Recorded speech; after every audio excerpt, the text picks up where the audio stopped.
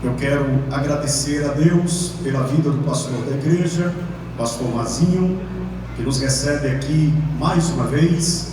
Retornamos a essa amada igreja e temos sido muito abençoados e bem tratados aqui esses dias.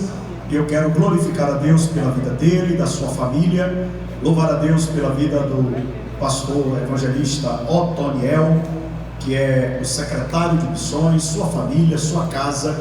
Ele que tem feito o trabalho de Deus com todo amor, com todo o coração, trabalha com missão e ama missões. E eu quero louvar a Deus pela sua vida, louvar a Deus pela vida dos demais obreiros que estão aqui esta noite, louvar a Deus pela vida da cantora Eula, seu esposo, o irmão Hugo. Que Deus continue abençoando e guardando. Avisar aos irmãos que eu tenho aí alguns livros, 2 livros, né? De família eu não trouxe, esgotou, mas tem esse livro, Segredo da Obra Missionária. Quem tem ministério tem que investir no seu ministério. Quem não investe no seu ministério vai ficar para trás. Deus falou comigo que eu seria pastor com 7 anos. Com 12 anos eu já tinha comprado o meu livro Manual de Cerimônia. Eu me lembro que eu fui pregar no lugar, o irmão me deu uma ofertinha, eu fui na livraria e procurei o livro Manual de Cerimônia. Como fazer casamento, culto fúnebre, aniversário de 15 anos, noivado. Eu tinha 12 anos de idade, eu já estava dizendo: Senhor, eu tenho que me preparar para quando a oportunidade surgir, eu não fazer feio. Tem uns irmãos que querem oportunidade, mas não investem no seu ministério. E tem um investimento que ninguém rouba de você. Como é o nome desse investimento? Conhecimento. E conhecimento se adquire aonde, irmão? Orando e jejuando, não é assim? É ou não é? Não. A gente recebe orando e jejuando, é sabedoria. Conhecimento a gente adquire estudando. Então tem que estudar. Aqui eu trabalho sobre o que é ser chamado e como se envolver na obra de Deus. Esse livro aqui é para as esposas de obreiro e futuras esposas. Eu gostei de uma irmã ontem que ela comprou e disse: pastor, eu não sou ainda, mas já estou profetizando. Glória a Deus, né? Amém. Então você que é esposa de obreiro, invista no na sua função de ser esposa de obreiro. Esse livro aqui é o Segredo da Verdadeira Esposa de Pastor. Aqui eu trabalho sobre a difícil tarefa que é ser esposa de pastor, ser esposa de obreiro na casa de Deus, porque é desafiador você estar ao lado de pessoas que têm um ministério e você precisa compreender.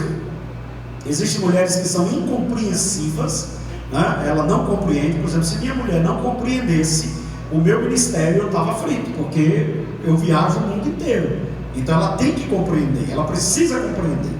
Na verdade, no caso dela, antes de casar, eu já avisei a ela: digo, olha, você está vendo agora, eu não tenho nada, né? Só é olho, cabeça e pescoço, né? Porque quando você vê uma pessoa muito feia que não casou ainda, glória a Jesus, depois que casa fica bonitinho. Agora, se depois que casou ainda continua feio, aí só milagre, aí não tem jeito, né? Mas a maioria dos homens antes de casar é uma coisa horrível, mas aí a mulher cuidou dele e tal. E aí eu disse para ela, eu digo, olha, hoje eu não tenho nada, estou aqui, não tenho nem uma bicicleta para andar, mas eu vou andar o mundo inteiro. Eu vou pregar nos 4 cantos da terra. Há uma promessa sobre mim e eu gostaria de saber se você se candidata a embarcar nessa aventura. Ela olhou e disse: foi tudo que eu pedi a Deus. Glória a Deus, né? Mulher apaixonada aceita tudo, glória a Jesus. Aí depois que casou, ela viu que não é fácil, mas ela aceitou essa missão. Não é fácil. Você que é casada com alguém que tem um ministério, você tem que compartilhar, né, o tempo de estar com o seu cônjuge, com várias pessoas. Então você precisa estar preparada para isso. Então os obreiros compram esse livro e dê sua mulher, né? E você que tem mesmo seu dinheiro, porque a mulher hoje está tudo rica, compre seu livro, não fique dependendo do marido, não. Abra comigo a sua Bíblia para darmos continuidade à ministração da palavra ontem à noite. 2 textos, como é costume nosso, até porque você vai ficar aí uns 40 minutos sentado. Então coloque-se sobre os pés e abra a Bíblia Sagrada. Primeira carta de Pedro, capítulo de número 9, aliás, 2, versículo 9. E depois você já encontra aí o texto do Evangelho de João, capítulo de número 15, versículo 16. 1 Pedro 2,9 é onde está o tema da festa. Os irmãos escolheram esse tema e eu trabalhei com ele ontem, sobre a perspectiva da eleição, do chamado, chamado. Não trabalhei só eleição no aspecto de salvação, mas no aspecto de chamado também. Por isso que eu fiz questão de ler João capítulo de número 15. E hoje nós vamos dar continuidade. Aqueles que acharam, dê uma maior glória a Deus que você já deu aqui hoje. Mas vós sois a geração eleita, o sacerdócio real, a nação santa, o povo adquirido, para que anuncieis as virtudes daquele que vos chamou. Da onde? Das trevas para a sua maravilhosa luz. Então eu queria destacar algumas palavras e que vocês repetissem bem forte. Diga comigo: geração eleita, sacerdócio real, nação santa, povo adquirido, para anunciar as boas novas. João capítulo de número 15, versículo de número 16. Por favor, olhe esse texto. É um texto bem conhecido, que todos podem observar sem nenhuma dificuldade. Diz assim o texto: não me escolhestes vós a mim, mas eu vos escolhi a vós, e vos nomeei, para que vades e deis fruto, e o vosso fruto permaneça, a fim de que tudo quanto em meu nome pedirdes ao Pai, Ele vos conceda. Diga comigo: escolha. Mais forte: escolha. Produção. Fruto bom. Amém. Antes de sentar, olhe para no mínimo 2 irmãos e diga: abra o coração para receber a palavra. E diga para ele: melhora a cara para não assustar o anjo. Porque tem irmão que fica com a cara tão feia que o anjo chega com a vitória e sai correndo. Glória a Deus. Podeis tomar o vosso assento e permaneça com a sua Bíblia aberta para uma possível conferência durante a ministração. Olhem para cá, todos atentos à reflexão da palavra de Deus esta noite.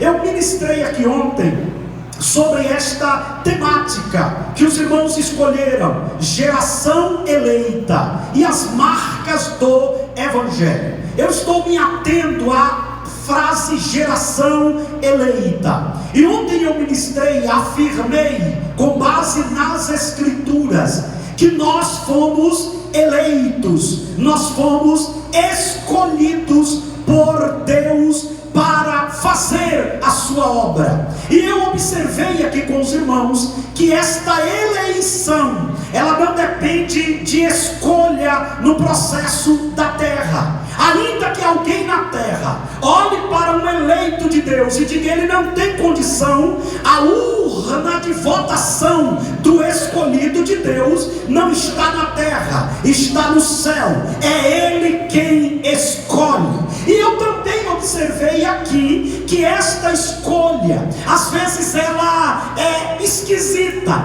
porque às vezes Deus escolhe alguém para fazer algo que esta pessoa, olhando para si mesmo, não vê competência, porque no reino de Deus não é a competência, é a graça, é a misericórdia, é a unção, é Deus quem faz a coisa fluir. Então esta eleição, que é uma eleição soberana, e que eu não estou aqui me referindo só ao processo da salvação, e alguns distorcem eleição e predestinação com a fatalista, que são pessoas que são escolhidas e predestinadas para o céu. Não, aqui está falando de gente que foi alcançada pelo poder do Evangelho. Aí o texto aqui diz: vocês não eram povo, mas agora é povo. Eu disse aqui ontem e afirmo nessa introdução que só existia 2 povos na terra até Jesus estabelecer a igreja. O primeiro povo era judeu, o segundo povo era o gentio. Mas quando a igreja foi estabelecida, agora tem um novo povo. Que povo é esse? É a noiva, é a morena queimada pelo sol da justiça, aqueles que estão esperando a vinda de Jesus. Tem alguém que faz parte desse povo aqui esta noite? Levante a sua mão e glorifique volte ao Senhor. Por favor, olhe para quem está do seu lado e diga: você não é qualquer povo, você não é povinho, você é geração eleita, você é geração eleita, que pode glorificar e exaltar o nome do Senhor. Esta eleição, que ela procede da parte de Deus, ela traz uma prerrogativa. Todo mundo aqui sabe que uma pessoa, quando ela é eleita aqui na terra, ela tem um foro privilegiado, e que às vezes a gente não consegue entender porque o político tem um foro privilegiado, e alguns usam esse foro de forma errada. Mas é justificável que alguém que exerce autoridade tenha um foro privilegiado. E olhe para mim que eu vou lhe explicar por que quem foi eleito tem que ter um foro privilegiado, para que alguém que não goste dele aproveite alguma situação para impedir que ele exerça aquele mandato que lhe foi confiado. Então aquela pessoa, ela é só julgada por um tribunal específico. E eu descobri na Bíblia que quem foi eleito por Deus tem um foro privilegiado. Olha para o teu irmão e diga: parabéns para você. Você não pode ser julgado por qualquer um, porque o que Deus te deu está protegido para ser executado. Eu vou dizer novamente, para quem não está ainda ligado, se ligue, que tem irmão que quando se liga a mensagem já está acabando, e tem irmão que é igual Jacó, depois que o culto acaba ele diz: o Senhor estava aqui e eu não sabia. Eu quero que você fique ligado para receber tudo que o céu preparou aqui esta noite. Então prepara o glória. Quando o céu resolveu te escolher, quando o céu resolveu te separar, ele agora te deu um foro privilegiado. Sabe o que ele está dizendo? Ninguém pode tocar em você para atrapalhar a missão que eu te dei. Eu julgo a causa de quem eu escolho, que pode levantar sua mão e glorificar ao Senhor. Eu gostaria de te chamar a atenção. A mensagem esta noite, ela só tem dois tópicos. Ela só tem este tópico, que eu vou dividir em três, e só tem o outro tópico que eu devo dividir mais em três, mas eu não vou passar do horário. Primeiro, quem mexer com o eleito tem que responder diretamente com Deus. Vou repetir: quem mexer no eleito tem que responder diretamente com Deus. Presta bem atenção. Nós estamos vivendo uma geração que está querendo quebrar todas as regras para dizer que ninguém está debaixo de uma unção específica. Cuidado para você não se machucar. A quem Deus escolhe, Deus dá prerrogativa de foro. A quem Deus escolhe, Deus dá prerrogativa de proteção. Olhem para mim que eu vou te explicar isso. A Bíblia diz que Deus chama Abraão. Como é o nome do homem?